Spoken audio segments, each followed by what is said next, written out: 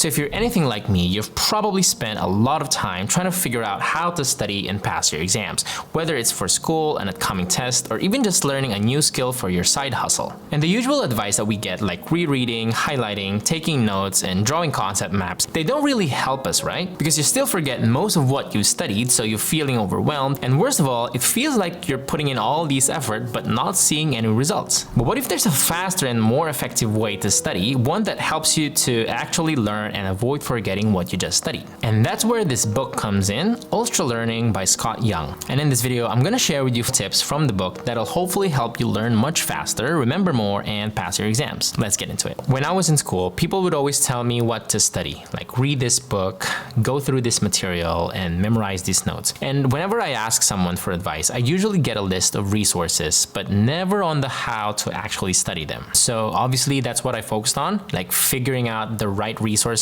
and picking the best books. And I thought that if I just had the right materials, I'd be able to pass all of my exams. And to be fair, that approach kind of worked. But everything changed when I got into med school, because suddenly there was a lot more information that you have to know in a short amount of time. And it felt like drinking from a fire hose. And so I figured maybe I just had to study harder, study longer hours, read more pages. And I told myself that maybe pouring more time and effort would solve the problem. But then I started to realize something, that some of the students who were getting better grades than me were using the exact same books and materials that I was using. And that's when it finally clicked for me. Like, it wasn't about what they were studying, it was about how they were studying. And so I started looking into it. I read a few books about how to study more effectively. I tried out different study techniques, active versus passive. And over time, it started to change. Like, my grades massively improved. But more than that, I didn't feel as burned out. I had more energy, more time to take care of myself, go to the gym, spend time with my family and my partner back then, who is now my wife. And so I realized that this is what it meant to actually study smarter and not just harder. And it turns out there's actually a name for that. It's called meta-learning. It's basically learning how to learn. And the book says that this is the first thing that you should do, like when you're studying for an exam or trying to learn a new skill. And I'm gonna read a quote from the book, and it says, "In discussing the principles of ultra-learning, meta-learning comes first, understanding how a subject breaks down into different elements and seeing how others have learned it previously, thus providing an advantageous starting point." In this case, meta-learning means learning about learning. And it's kind of like that quote from Abraham Lincoln, and it says, "Give me 6 hours to chop down a tree, and I'll spend the first 4 sharpening the axe." And it's the same idea, right? If you take a bit of time up front to figure out the best way to study, everything else becomes much easier, and you'll learn better and much faster. So now, before I dive into learning anything new, I always stop and ask myself, what's the quickest and most effective way to learn this? Because how you study is just as important, if not more important, than what you study. Now, let's say that you wanted to learn how to speak Japanese fluently in just 1 month. And let's say that money is not a problem, and that your only goal is to speak Japanese fluently in just 1 month. Now imagine you have 3 options. The first is you could start by watching YouTube videos about grammar and pronunciation, or the second one is you can download Duolingo and go through all of the lessons, and the third one is you could fly to Japan and just start talking to people, even if you're stumbling through every sentence at first.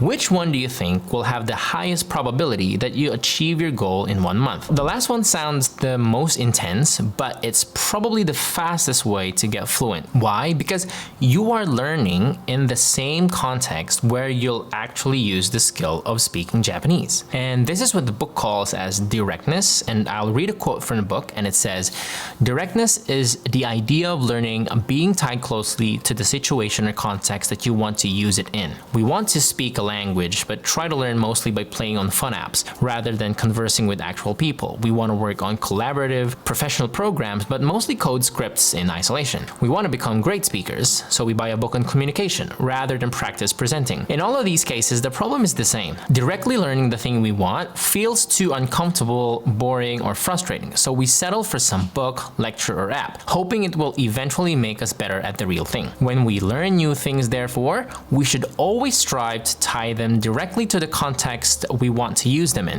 Given the well-documented difficulty with indirect forms of learning, why are they still the default both in schools and in many failed attempts at self-education? The answer is that learning directly is hard. It's often more frustrating, challenging, and intense than reading a book or sitting through a lecture. But this very difficulty creates a potent source of competitive advantage for any would-be ultra-learner. If you're willing to apply tactics that exploit directness despite these difficulties, you will end up learning much more effectively. And it's kind of learning how to ride a bike, right? Like if you want to ride a bike, you don't read a 100-page book on how to ride a bike. You buy a bike and you get on the bike and you start learning how to pedal the bike. And you figure it out by going straight ahead and doing the thing.